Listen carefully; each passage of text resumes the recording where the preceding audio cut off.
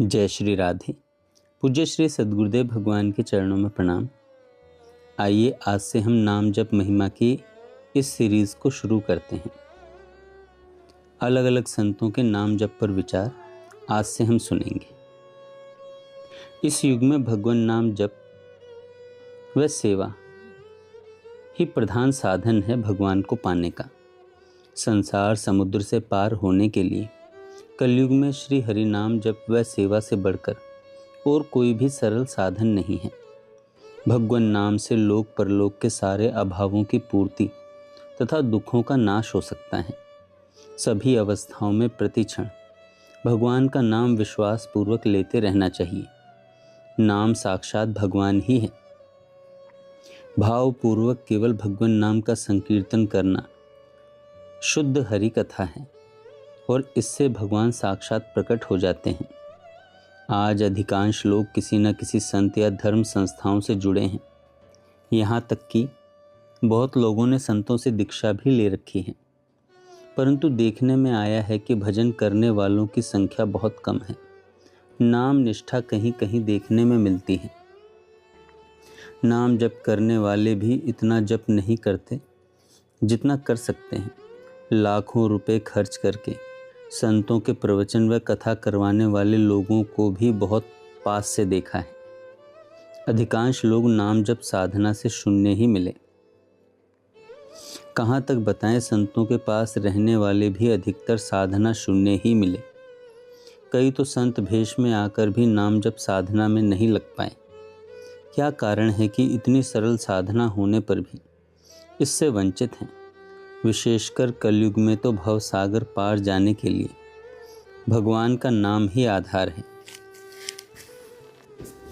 ये पंक्ति किसने नहीं सुनी है आज तक कि कलयुग केवल नाम आधारा।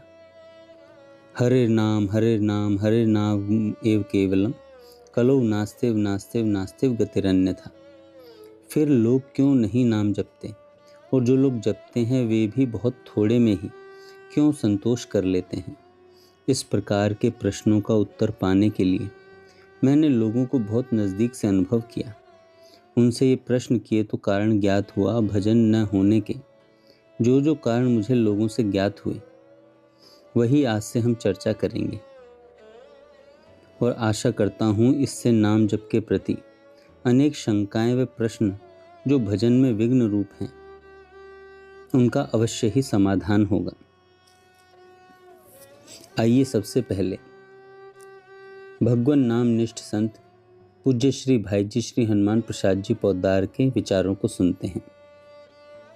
पूज्य श्री भाई जी कहते हैं, भगवान का नाम भगवान का ही अभिन्न स्वरूप है और वह भगवान की ही शक्ति से भगवान से भी अधिक शक्तिशाली और ऐश्वर्यवान है।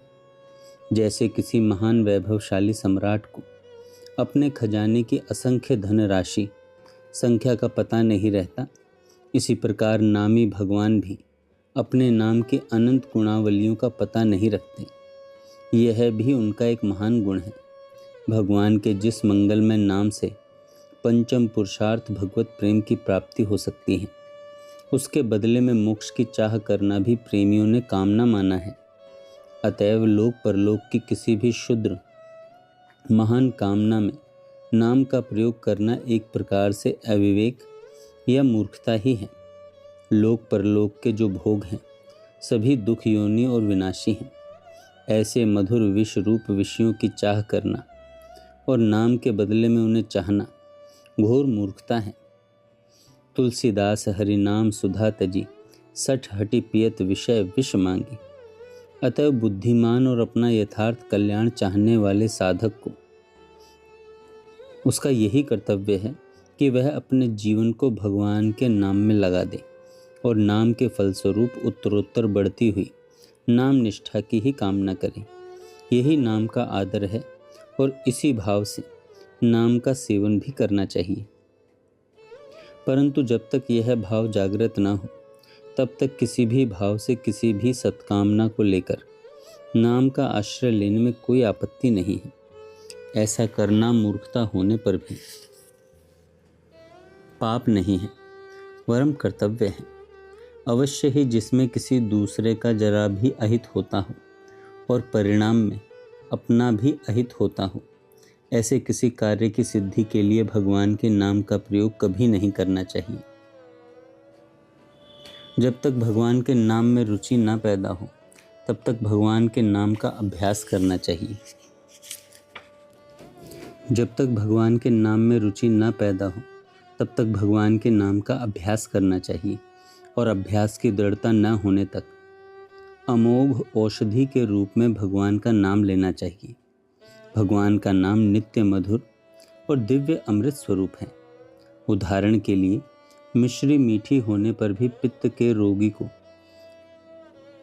रोगी की जीभ कड़वी होने के कारण कड़वी लगती है, परंतु मिश्री पित्त नाश के लिए दवा है।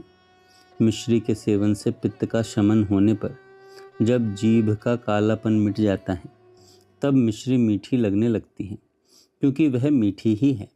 इसी प्रकार पूर्व संचित कर्म मल के कारण, हमारी दूषित वृत्तियों के कारण हमें भगवान का नाम प्यारा नहीं लगता, पर लेते लेते वह मीठा लगने लगता है, क्योंकि लेते लेते कर्म मल का शमन होता है और भगवान की सहज नाम माधुरी का स्वाद आने लगता है। जय श्री राधे। आगे हम कल सुनेंगे।